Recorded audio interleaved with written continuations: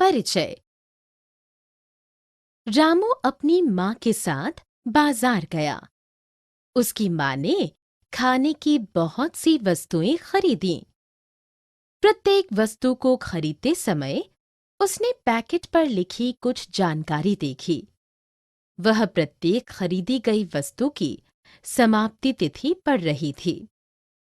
इस पाठ में आप खाद्य पदार्थों के संरक्षण, खाद्य पदार्थों के दूषण और खाद्य अपव्यय के संबंध में जानेंगे। उद्देश्य। इस पाठ के अंत में आप निम्नलिखित सीखने में सक्षम हो जाएंगे।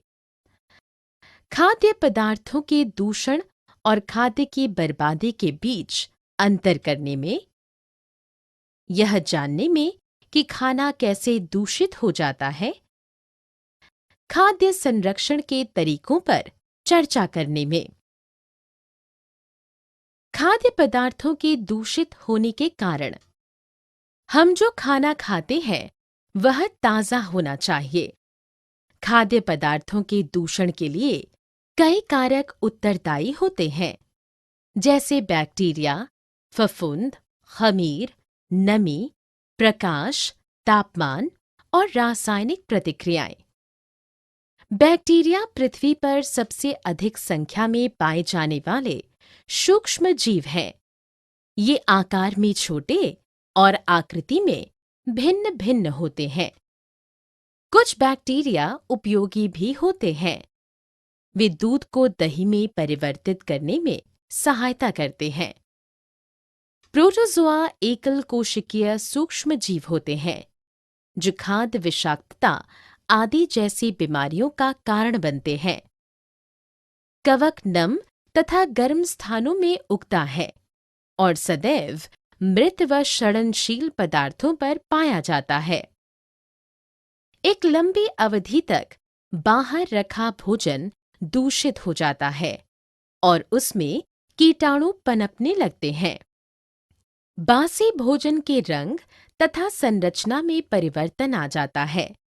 यह एक अप्रिय गंध अथवा स्वाद छोड़ता है। यदि हम ऐसा खाना खाते हैं तो हम बीमार पड़ सकते हैं। हम खाद्य पदार्थों का संरक्षण करके उन्हें दूषित होने से बचा सकते हैं। संरक्षण के आशय भोजन को इस तरह से रखने की प्रक्रिया से है जो लंबे समय तक उसके पोषक तत्वों को बचाए रखती है। संरक्षण के तरीके। शीतलन। जब हम किसी खाद्य पदार्थ को ठंडा रखते हैं तो हम उसे कुछ दिनों तक कीटाणुओं से मुक्त रख सकते हैं। क्वथन। इस विधि द्वारा हम थोड़े समय के लिए भोजन को संरक्षित कर सकते हैं। यदि हम दूध को उबालते नहीं हैं तो वह खराब हो जाता है। लवणन। हम अचार या मछली जैसे खाद्य पदार्थों को नमक मिलाकर संरक्षित रख सकते हैं। मधुरण। भोजन में अतिरिक्त शर्करा भी एक संरक्षक के रूप में कार्य करती है।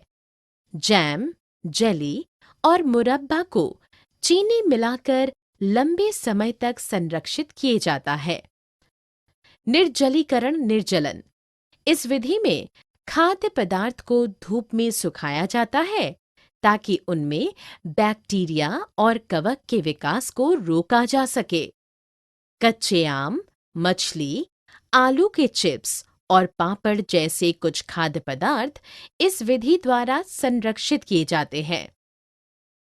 डिब्बाबंदी। इस विधि में खाद्य पदार्थों में से हवा को निकाल दिया जाता है और इन खाद्य पदार्थों को वायुरुद्ध डिब्बे में डाल दिया जाता है ताकि उसमें कीटाणु ना पनप सके। सब्जियां, दुग्ध उत्पाद, समुद्री भोजन इस विधि द्वारा संरक्षित किए जाते हैं। भोजन की अच्छी आदतें। हम जो भोजन खाते हैं हमें उसका सम्मान करना चाहिए। लाखों करोड़ों लोग ऐसे हैं जो भोजन के अभाव में मर जाते हैं।